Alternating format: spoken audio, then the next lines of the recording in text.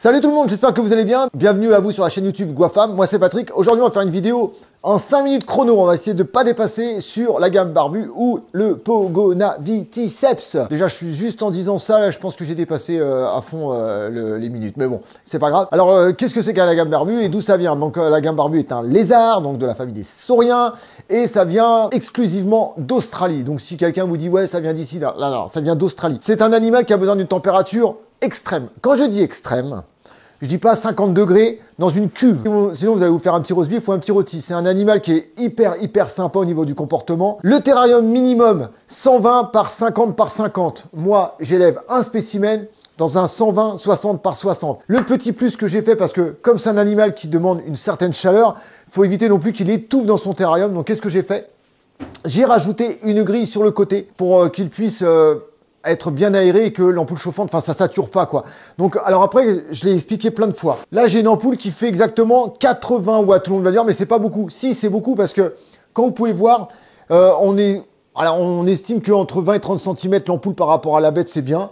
Moi j'ai à peu près 20 cm et sur la tête du lézard, j'ai à peu près entre 38 et 40 degrés. C'est largement suffisant. Avant d'acheter une ampoule et de prendre du 150-200 watts, la mettre à 20-30 cm parce qu'on vous a dit que c'était une ampoule de 160 watts qu'il fallait ou plus parce que c'est la température, il faut une température excessive. Il faut savoir quand même qu'on est dans des terrariums. Souvent les terrariums sont mal aérés, donc si vous mettez trop chaud, c'est sûr que la bête, avec cette température, ça va être bien pour elle, surtout au niveau de la digestion, parce que la chaleur fait digérer votre bête.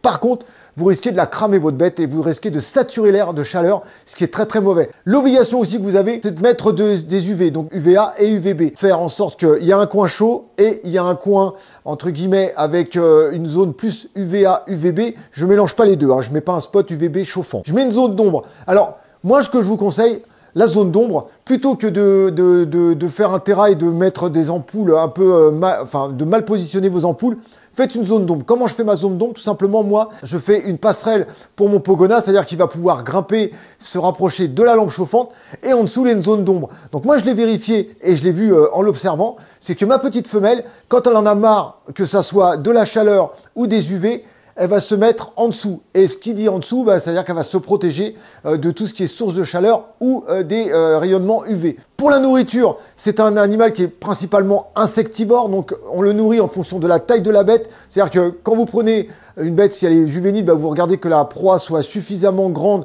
mais jamais ne dépasse la taille de la tête. Donc le triangle de la tête, c'est très important. Et après, vous pouvez augmenter, donc que ce soit des grillons, des verres de farine. Attention avec les verres de farine, si vous surgavez votre bête avec des verres de farine, vous allez voir, c'est soit ça va la faire vomir, soit ça va la faire tout de suite aller, ça va déféquer, mais très liquide. Donc faites très attention à ça. De l'eau, tous les jours, on change l'eau de la gamelle. Une petite bassine d'eau, ça peut être sympa, avec pas trop de hauteur, pour que ton Pogona puisse y aller de lui-même et en ressortir. Essaye de donner un peu de végétation, c'est-à-dire de la salade, du pissenlit, du trèfle, enfin pas mal de petites choses qui puissent lui apporter un complément, c'est très important.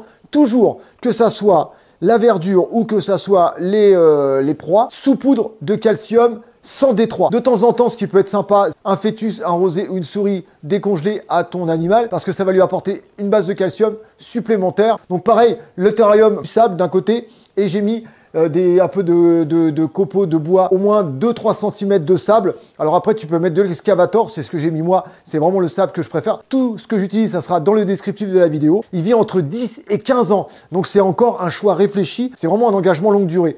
Et ensuite, c'est un animal qui peut faire jusqu'à 40 à 50 cm de longueur, tête jusqu'à la queue. Donc fais attention à ne pas prendre un terrarium trop petit. Un mâle peut vivre avec plusieurs femelles, par contre deux mâles ensemble, c'est pas possible. Plusieurs femelles ensemble aussi c'est possible, mais surtout faites attention, pas de mâles ensemble. Ça peut être grosse bagarre. Et puis si tu as des soucis avec ton animal, comme je dis à chaque fois, va chez ton vétérinaire. Il n'y a que lui qui peut t'aider. Moi je te dis à bientôt, prends soin de toi, prends soin de tes bêtes et prends soin de tes proches. Peace tout le monde. Ciao.